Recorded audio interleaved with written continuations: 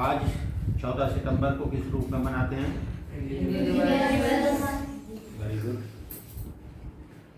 14 सितंबर को हर वर्ष हम लोग हिंदी दिवस के रूप में मनाते हैं, क्योंकि हिंदी का पूरे देश में प्रचार और प्रसार हो और हिंदी आगे बढ़े। 14 सितंबर को इसी दिन क्यों हम हिंदी दिवस के रूप में मनाते हैं? 14 सितंबर ही क्यों चुना गया?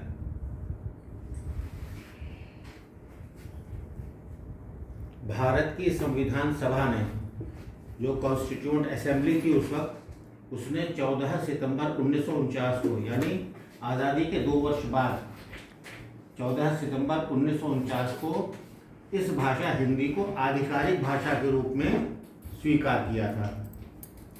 और चूँकि ये भाषा पूरे देश में काफ़ी प्रचलित थी, काफ़ी बोली जाती थी, तो इसको राजभाषा बनाने का निर्णय लिया गया। अब क्या ये बता सकते हो कि राजभाषा का क्या तात्पर्य हुआ? राजभाषा बनाने का निर्णय लिया गया। राजभाषा यानी सरकारी कामकाज की भाषा, सरकारी काम जिस भाषा में हो उस भाषा को बनाने का हिंदी को निर्णय लिया गया, और सारे हमारे ऑफिशियल वर्क, सरकारी काम जो है हिंदी में होने लगे। आज़ादी के बाद जो हमारे बहुत बड़े बड़े उस वक्त हिंदी के साहित्यकार थे, काका कालेलकर, आचार्य हजारी प्रसाद द्विवेदी, सेठ गोविंद दास आदि लोगों ने मिलकर काफ़ी प्रयास किया कि हिंदी को आगे बढ़ाया जाए। तो इन सब साहित्यकारों के प्रयास के बाद ही 1949 में इसको आधिकारिक भाषा का दर्जा दिया गया। उत्तराखंड में कितने प्रतिशत लोगों की मातृभाषा हिंदी है? उत्तराखंड में 43.36% लोग हिंदी को मातृभाषा के रूप में स्वीकार करते हैं। मातृभाषा का तात्पर्य क्या हुआ? मातृभाषा जो हम अपने परिवार से ही सीखते हैं, यानी अपने माता पिता, अपने घर में जब हम जन्म लेते हैं, जन्म के बाद जो भाषा हम अपने घर से सीखते हैं वो मातृभाषा हुई। अब 3 भाषाएं तुम लोगों के सामने, तुम लोगों को वो लगता होगा, कन्फ्यूजन पैदा होता होगा। राजभाषा, राष्ट्रभाषा और मातृभाषा, इन तीनों का अंतर है। राजभाषा यानी सरकारी कामकाज की भाषा, राष्ट्रभाषा जो कि पूरे देश की हो। हमारे देश की अभी ये हिंदी राष्ट्रभाषा नहीं है, ये हमारी मातृभाषा है और राजभाषा है, लेकिन राष्ट्रभाषा नहीं है। राष्ट्रभाषा के रूप में अभी इसको दर्जा पूरे देश में नहीं मिला है। लेकिन अन्य देशों में, वहाँ जैसे किसी देश में अंग्रेजी है, स्पेनिश है, इन भाषाओं को वहाँ पे राष्ट्रभाषा का दर्जा मिला हुआ है। विश्व में सबसे अधिक कौन सी बोली बोली जाती है? और नंबर 2 पे कौन है? नंबर 3 पे कौन है?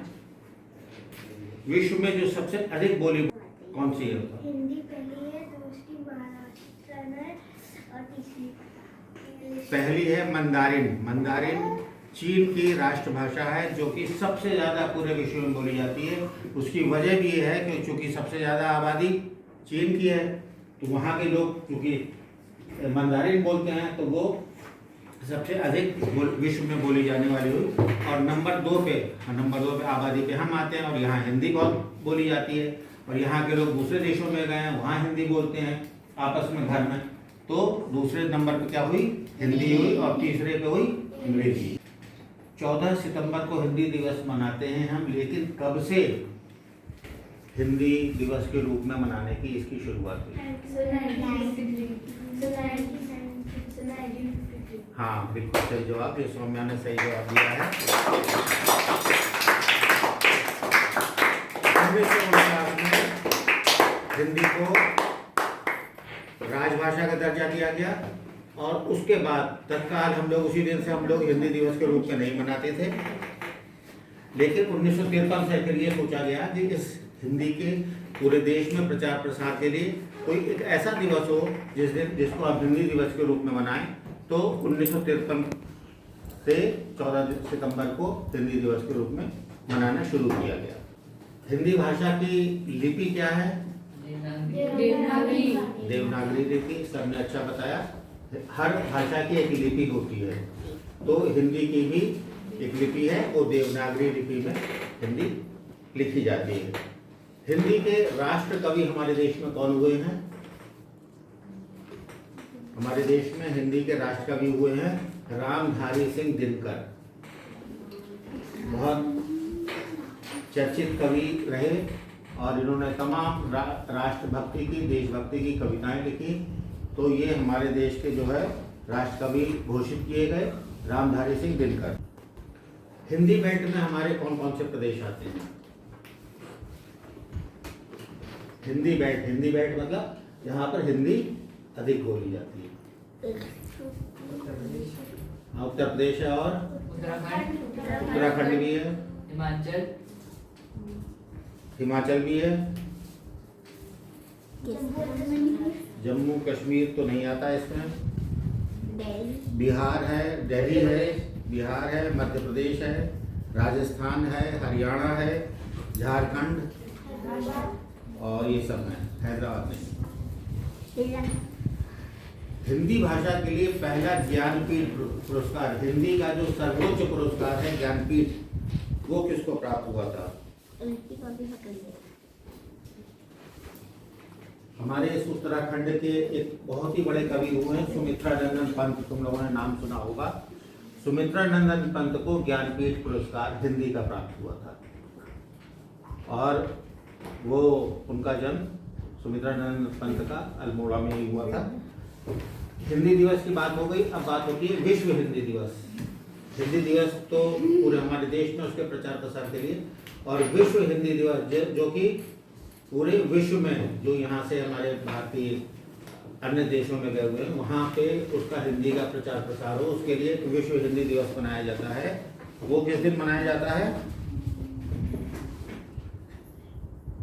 वो 10 जनवरी को मनाया जाता है। 10 जनवरी 1975 से उस दिवस के मनाने की शुरुआत हुई। नागपुर में हिंदी साहित्य सम्मेलन, विश्व हिंदी साहित्य सम्मेलन 10 जनवरी 1975 को हुआ था।